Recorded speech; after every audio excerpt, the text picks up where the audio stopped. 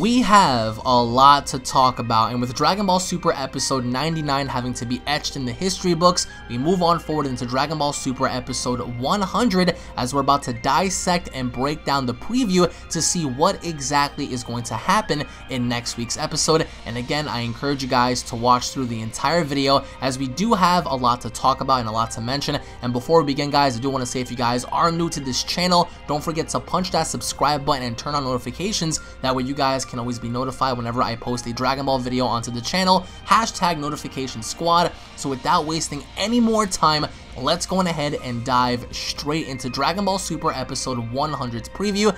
So right from the get-go, guys, let's go on ahead and just go over here. Okay, so we have this really ugly ass, like, what is it, like a fish monster? Whoever he may be, it looks like he's throwing shots and he's attacking Kale, in which case I do want to also point out several things. Now, number one, in my opinion, whoever this dude is, he seems to come from one of the fodder universes. I'm guessing that this dude must be from universe number 2, perhaps universe number 4.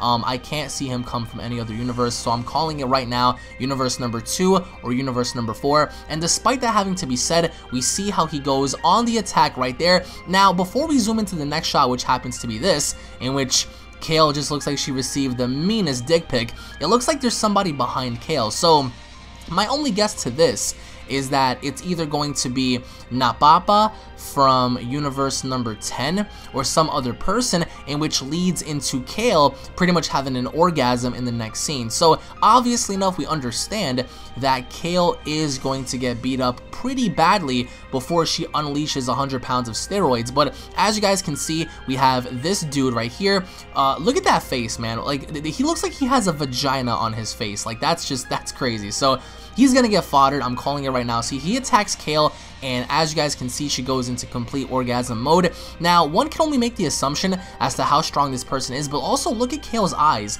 Like, her pupils are like pretty much gone. So this person has to be so strong to the point where he's literally doing damage to her, in which we pan over to the next shot. So we see him standing there. Obviously enough, he's attacking Kale, and this shot after this, we get to see a giant pink-like person attack, you know, Kale from behind. So my only guess to this is, I firmly believe that this has to be Napapa, because as you guys can see, based on his body structure, based on you know, the color of his skin, the only giant pink, you know, dude that doesn't seem to have any clothes on seems to resemble Napapa. So that's what I'm guessing here, is the fact that Napapa is the one that's attacking Kale from behind, and we see him just kick this poor innocent girl out in the distance, and it says, "At last, Saiyans are clashing." So this is the moment of truth for me and a lot of you guys. So let's go ahead and zoom in here. So obviously horrible animation going into Goku, but as we zoom on in, we see Goku anticipating Caulifla's punch. Now, first things first, it says here, Caulifla's Super Saiyan 2 power is unbelievable. It doesn't mean that she's foddering Goku, but what it does mean is that Goku is impressed. So as we get to see here, I mean, Goku should easily fodderize Caulifla as if it's nothing, because look at this. He's blocking her punches, and right here, so we get to see a very interesting shot of what seems to look like Super Saiyan 2 Goku and Super Saiyan 2 Caulifla, as confirmed in the show right now and previous to this. What I want to know from you guys is, how do you guys think Caulifla compares to Goku in this form? Because technically speaking, with all the training that Goku has done, Goku should be leagues ahead of Caulifla even in this state. So either way, we get to see them exchange fists. Now, first things first, can anyone answer the question as to where this giant rock-like thing came from? Like, who the hell is the person spawning boulders and giant like cliffs? You know, what is this? So assumingly enough, we have Goku who collides with Caulifla here, and then later on we get to see how she flies directly into this cliff, with Goku having to just kick the ever so living crap out of her, in which you have to ask yourself as to how intense this fight's gonna be, because judging based on the animation, judging based on the way Goku's attacking her, this looks like it's going to be a very intense fight. So hashtag Caulifla or hashtag Goku on the person that you're going to be rooting for during this fight. So we see how Goku attacks her again. I'm not really sure as to where these giant, you know, rocks came from, but either way, we get to see how Goku kicks her, and she seems to be blocking this effortlessly. So Despite Goku's increase in power, it looks like Caulifla is actually able to contest with Goku on such a level, even to the point of defense where she's able to hold her own. So we get to see how Goku's pushing her back. There's like rubble everywhere, rocks are flying all over the place. So this is going to be one of the most interesting battles going into next week. And then we get to see this. So we see our boy Android 17 with the ugliest eyes right now because animation isn't all that good for this frame. But either way, we get to see Android 17 having to kick the virginity out of this person. Now, I don't know who this person is. Again, it has to come from one of the weaker universes. That's what I'm assuming. And logically speaking here, the park ranger known as 17 shouldn't really have any trouble having to fight this person. But either way, we see 17 just kick this person out of frame. So I'm guessing here that we're going to see more or less of what 17 can do, given the fact that, you know, in Dragon Ball Super Episode 99, we saw what 18 did. But either way, having Caulifla fight Goku and having 17 having to kick the ever so holy crap out of this person, we can only assume that 17 is going to have somewhat of a role going into next week's episode, but I don't think it's going to be way too major because we're going to have other things to focus on. So 17 kicks the crap out of one person, and then we get to see this. So we have Charmander, aka, you know, Agumon from Digimon, you know, having to just very low-key sneak up and shoot this blast at somebody. Now, I don't know if you guys can notice around the area, look at the fog that's surrounding this Charmander-like character. Now, I want you guys to also look at this as well. There's fog behind 17, and there's also fog all around the area in which Goku and Caulifla are fighting. So as you guys can see, there's fog here, and obviously there's fog here. So my question to the community is, what is all this smoke? Like, what is all this fog? Is Snoop Dogg a part of this tournament? Is he blowing down with Wiz Khalifa? So who knows? But we get to see right here, and very low-key, I love how he just appears from behind the rocks. So this dude looks like he's gonna be low-key having to sneak up behind people. And we understand, based on Dragon Ball Super Episode 101, that it's going to involve the Pride Troopers, but this dude looks to sneak up out of nowhere and just fire off a blast. So one can only make the assumption that we're finally going to get a name to this person as to who he is and how strong he may be. He fires off a blast. Here we go. Okay, so it says here, Kales really powered up too. What energy.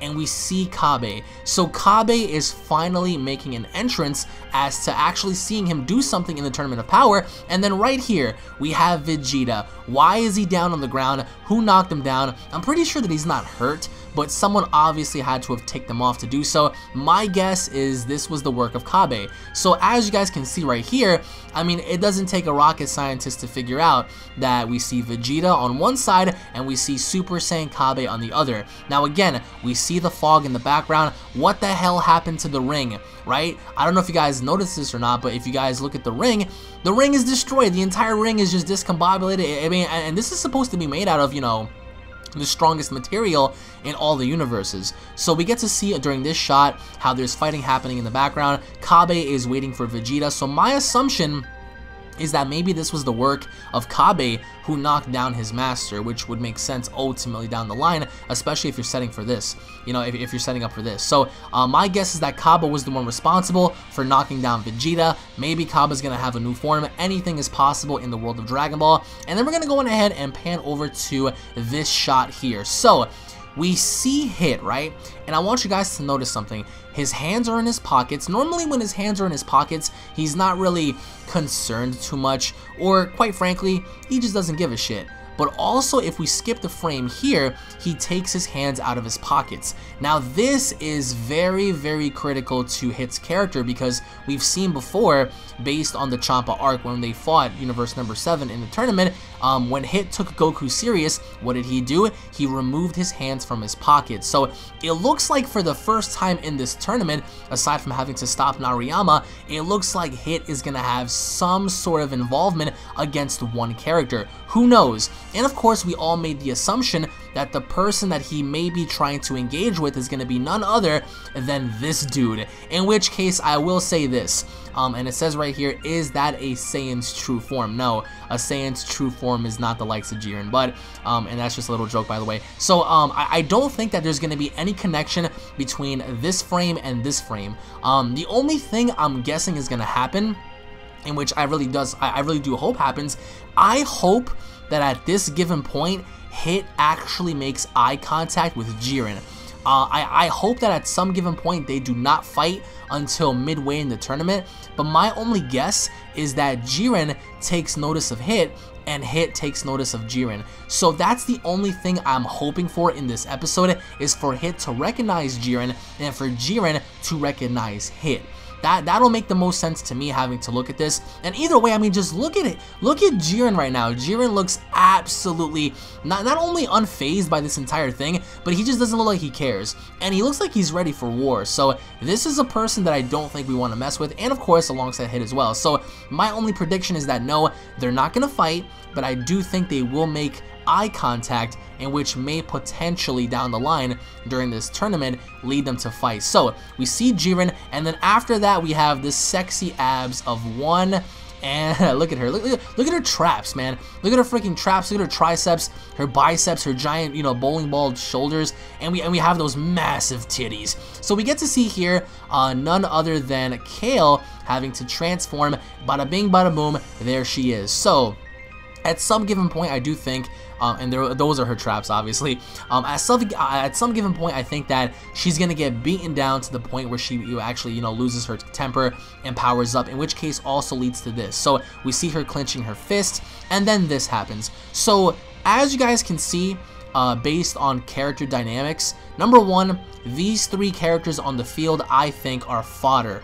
These dudes have to be weaklings, they have to be scrubs, and the only reason why I'm saying that is because if you want to make one of your top dogs look badass, you're going to have to make some necessary sacrifices. So unfortunately enough for these three, I think these three are going to be Kale's sacrifices. So she does the traditional Broly. As you guys can see, the aura begins to condense, and then out of nowhere we see it says, awesome, I'm going to let out even more power, and then right here, so we get to see Kale, again, rocks everywhere. I mean, where the hell are these rocks coming from is beyond me. Maybe, as some suggested, this may be the actual material from the tournament having to be risen up, but we see how Kale condenses all this energy, and then boom, rapid fire. So she begins to shoot out all these ki blasts, in which, again, looks very badass, I mean, if you had to ask me. And we see Kale just letting out rapid fire, like just ki blast after ki blast, man. I mean, it's self-explanatory, but also if you look at her aura,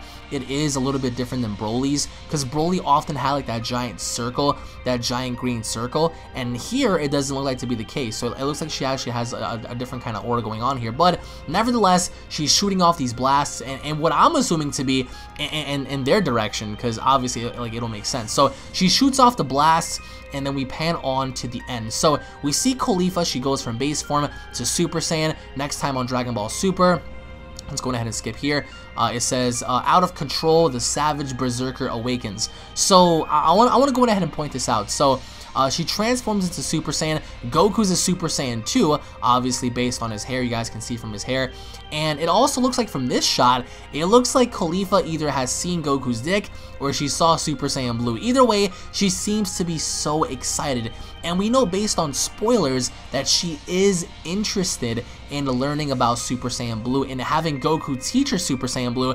And then obviously enough, Goku having to be really confident, just really cocky as well, based on his demeanor. Who knows, maybe he might give her some information as to how to achieve Super Saiyan Blue, in which I think would be a detriment to the show, because you can't have a person like this learn Super Saiyan Blue so easily. I would have to say give it time and actually allow her to train to master this. But either way, towards the end, we get to see Goku Super Saiyan 2. Now, I don't think that she's excited because she's seeing Super Saiyan 2 Goku. Instead, what I'm guessing here, and I don't know if you guys can look at this, but if you guys look really closely at the edges, it looks like Caulifla is grabbing Goku's shirt and forcing him to tell her about, you know, Super Saiyan Blue or maybe other levels. But as I said before, just look on the lower left-hand corner, look on the lower right-hand corner. On the lower left-hand corner, you get to see what looks like to be her fingers, and she's like pulling on his shirt. Again, you guys can look at this however you want. If you look at the overall preview yourselves, pause it at this scene and I want you guys to look at the bottom. So my only assumption is that she's gonna grab Goku and, you know, forcing him to tell her about Super Saiyan Blue, perhaps maybe other transformations as to what she can learn. That's just my prediction, of course, but either way, towards the very end, we see how Goku pretty much smiles off, and that's pretty much that. So I mean, the entire you know, preview showcases 17. We see Vegeta and Kabe, in which I cannot wait for, because thus far, you know, they haven't given Kabe anything. And then of course we get to pan out to see none other than Hit, and then following Hit we have, you know, Kale, and then we have Jiren just standing there. So we do understand, based on spoilers, that Jiren is going to throw Kale out. So if you guys are just hyped to see that, let me know, because a lot of people are just pissed